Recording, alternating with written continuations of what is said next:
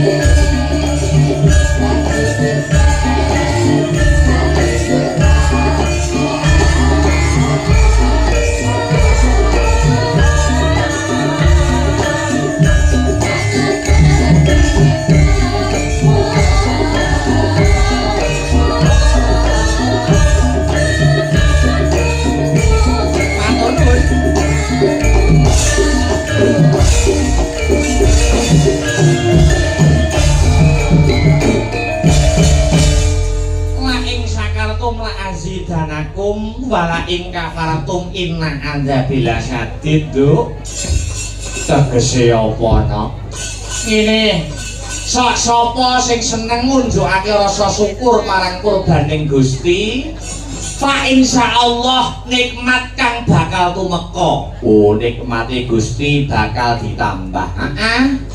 Nanging kosok baline sapa sing kufur ora gelem nyukuri kenikmatane pangeran sayekti bakal nampa bebendu saka pangeran. Ngono ya Mak. Pancen kapara nyata iya. Mula nduk anakku sing ayu dhewe, anakku sing setini-tini limbuk ana dawuhmu apa? Mula wis sak pantese, wis sak trepe, wis sak wajibe. Iya. Bengi iki awake dhewe ngucapake rasa syukur marang kurbaning Gusti ingkang murebing dumadi. Gusti Allah Subhanahu wa taala Tuhan yang Maha Esa Hyang Widiwasa. Ngono ya Mak. Ya mung merga saka kemurahan kang sarta welas asihe aku karo kowe sak rombongan bengi iki bisa manunggal ingkang sarta tetunggalan ana ing adicara kene no. Iya ngestokake dawuh Mak. Lah banjur bengi iki kok sajak ngowahi adat saben. Janjane bengi iki mengeti adicara apa Mak? Iki ngene ya Nak. Bengi iki adicarane ya kuwi tidak lain dan tidak bukan ya kuwi wujud syukure. Wujud syukure warga ing masyarakat dusun Bulak Jeruk Blitaran, Desa Blitaran, Kecamatan Sukomoro, Kadipaten Nganjuk. Wujud syukure marang Gusti kang murbeng dumadi awit saka kenikmatan kang wis diparingake.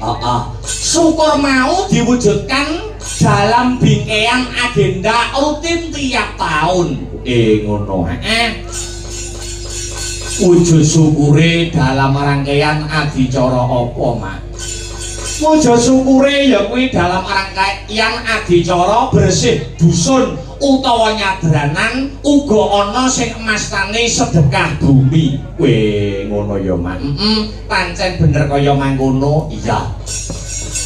Mula awake dhewe sowan ana ing Blitaran Bulak Jeruk kene. Iki wis ora bisa matur sing akeh-akeh.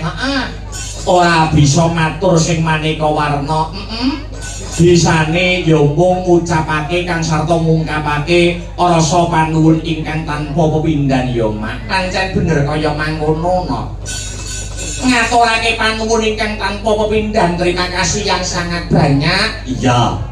Kunjuk sapa wae. Nur inggih menika kunjuk dumateng Bapak kami tuwa wabil khusus Pak Kasan.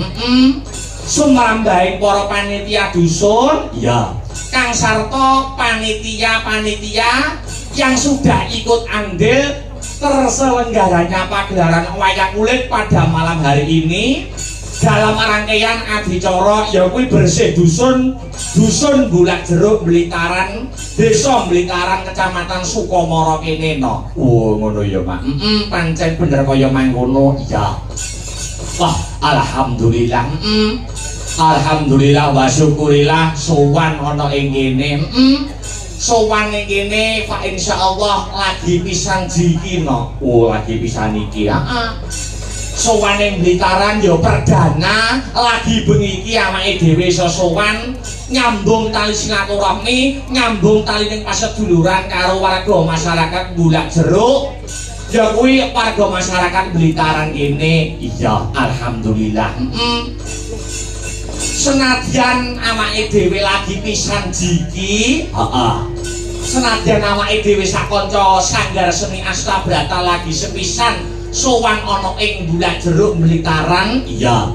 Nanging luar biasa no. Luar biasane ya kuwi apresiasi kang sarta antusiase para warga masyarakat, para sutresna budaya, para pecinta wayang kulit, wabil khusus warga masyarakat Bulak Jeruk Blitaran kang wis paring kapercayan marang awake dhewe sak kanca. Ngono ya Mak. Apresiasine jos, antusiase luar biasa. Ya. Wiwit sore sing kepareng rapuh uga wis rame no. Iya. Karo dene awake dhewe wiwit sore teka karo kanca-kanca Sanggar Seni Astabrata. Lek nyugata dulur-dulur Blitaran uga rinengkuh kaya dulur dhewe. Iya, luar biasa Mak. Suga gupa lungguh aruh datang nguciwani, ora ana sing nguciwani. Ya awake dhewe lagi perdana sowan ning Blitaran, mula antusias apresiasi warga masyarakat. Saking senenge warga masyarakat ana ing Bulak Jeruk Blitaran. Kuwi wis sadurunge wayangan, beberapa hari sadurunge wayangan wis pasang banner turut ngendi-ngendi kok no. Ngono. Wis turut ngendi-ngendi. Dadi gambare raine awake dhewe wis dipajang kaya DPR kene. Iya ya Mak. Malah aku wingi ngonangi, ketoke ning Laladan Sumengko yen ora kleru Sukomoro. Gambare banner awake dhewe jan luar biasa nek ngedit. Iso nganggo bros iki jane dalang padha emas. Lah ya saking pintere lah ya wong foto ning Facebook, ning Instagram yo akeh, ning TikTok yo akeh. Lah iya, dadak ngedit-ngedit sing ora-ora. Lah iya. Malah kaya acarane dalang akbar arep sunat neh. Lah iya. Iya mak. Ning ora apa-apa wong ya saka senenge nak, saka senenge kula nganti direkak-rekakne dibudi-budidayake kaya mangkono. Iya Pak iya. Iki bersih dusun nyadranan sedekah bumi. Wis menjadi agenda rutin tiap tahunnya. Agenda rutin tiap tahunnya. Wis dadi adat istiadat kang sarta tradisi run tumurun wis saka nama kuno dhisik sing ora diilangi lan tetep diuri-uri, tetep diurip-urip, tetep dipepetri karo warga masyarakat Blitaran kene. Ngono ya, Mak. Dadi adicara bengi iki kaya nyadranan kaya sedekah bumi, rasulan, apitan ana sing ngarani bersih dusun, bersih desa. Ya. Kaya ngene iki janjane dudu ajaran agama. Ngono. Ning di dalamnya uga ora ana sesuatu sing tabrakan karo agama. Ngono. Malah ana jerone adicara nyadranan utawa adicara bersih dusun kuwi malah ana nilai-nilai spiritual, nilai-nilai positif sing iso diambil dalam kehidupan sehari-hari. Ngono. Utamane ning kene ya nilai syukur, nyukuri desane, ngeleki desane, nirakati dusune. Ya, syukur kuwi nek ya nilai agama, nilai spiritual to, Nduk. Iya, Terus angka loro uga ana nilai sedekah, dana rasa. Nyenengke wong liya ora kudu ngetokke ragat, nyenengke atine warga masyarakat kuwi ya uga wis klebu sedekah, wis klebu amal jariyah. Ngono. Dana rasa. Ning jerone uga ana nilai silaturahmi. Iya. Kaya bengi iki awake dhewe ora kenal karo warga masyarakat Bulak Jeruk Blitaran malih dadi kenal. Ya. Kaya ngene iki tambah dulur. Tambah dulur Pak insyaallah rezekine yo melok tambah. Ngono yo, Mang. Dadi wiwit jaman Noma kuno biyen leluhure awake dhewe wong Jawa biyen wis mengajarkan sing kaya mangkono kuwi no. Ngono.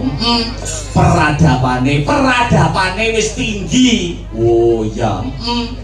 Jadi sadurunge agama Islam masuk ana ing bumi Nuswantara, Jawa utawa Sumrambahe Nuswantara kuwi wis duwe peradaban yang sangat luhur. Ngono. Islam masuk ana bumi Nuswantara, Islam masuk ana bumi Nuswantara bukan untuk mengubah jati dirine wong Nuswantara, bukan untuk mengubah budayane wong Jawa, nanging nggo nyempurnake ajaran-ajaran yang bersifat spiritual. Ngono ya, Mak. Nek bersifat peradaban kuwi wis luhur, kuwi wis apik sadurunge Islam mlebu ana ing Nuswantara. Ngono ya, Mak. Buktine apa?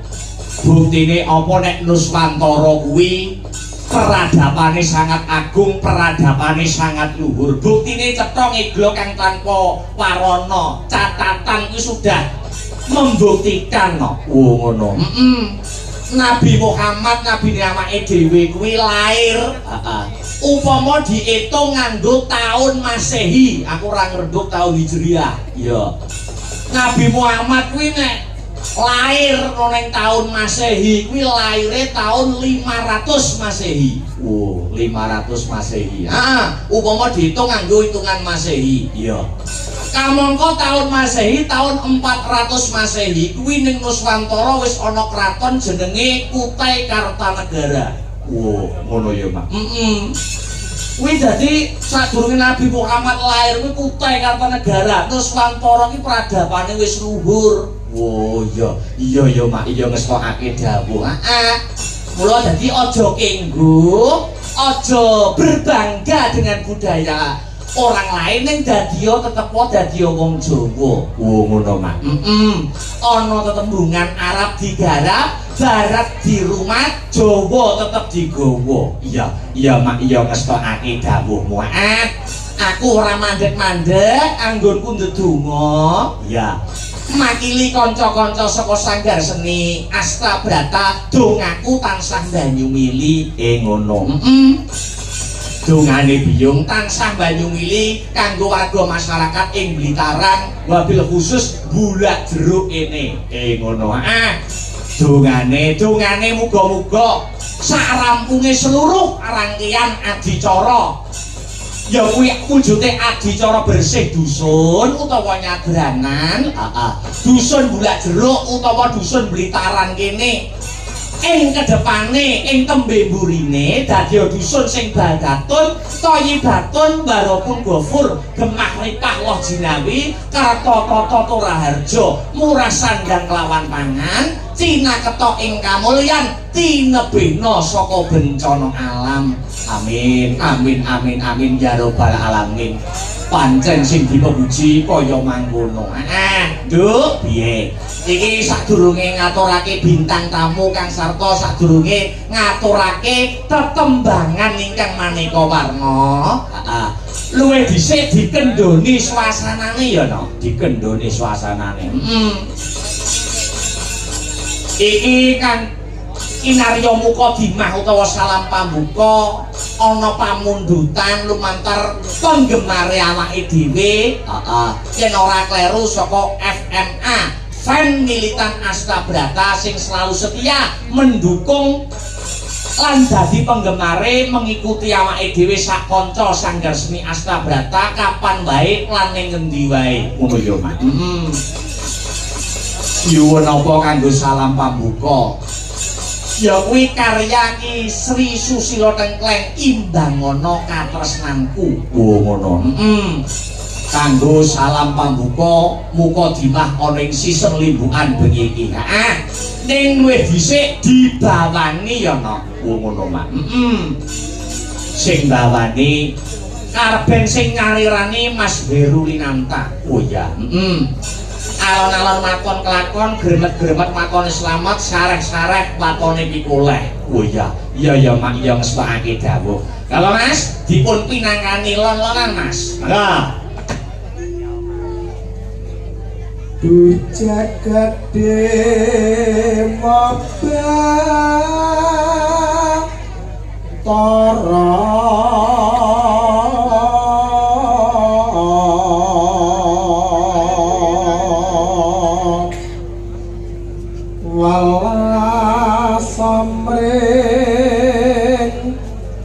dasih kanandang kingken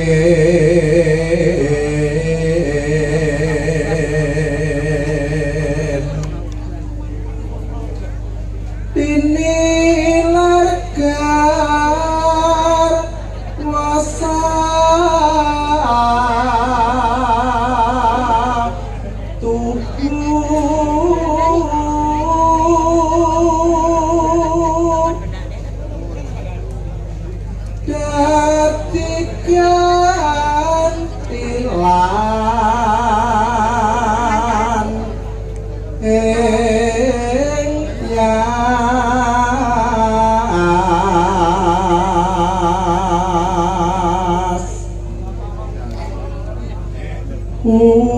ulun datang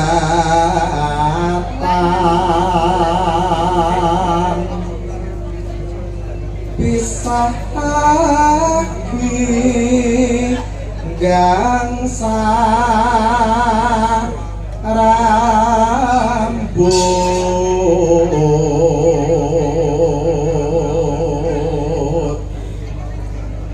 kalamun datan pinanggyo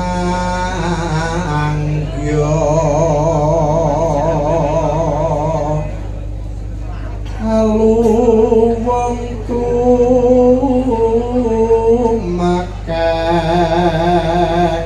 lali